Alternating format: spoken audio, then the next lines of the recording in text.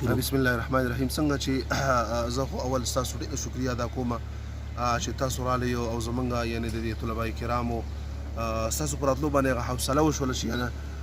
صحافي حضرات یا داسې نور ملګري چې کوم هغه یعنې د کومو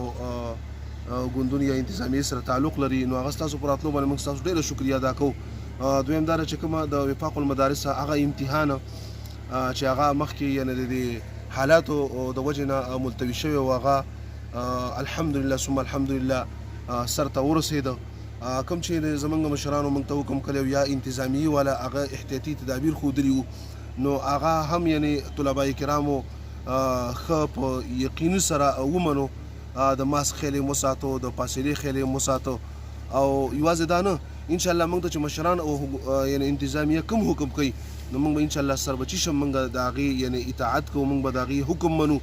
او موږ دعا کوو انشاءالله چې په دې کې چا څومره تعاون زموږ سره کړی دی که دا نګرانان دي که کومه انتظامیه ده که کوم د مدرسې یعنې انتظامیه ده موږ د ټولو ډېره شکریا ادا کوو او دعا مو ته کوو چې الله دې د محنت قبول او منظور وګرځوي. جزاکم الله.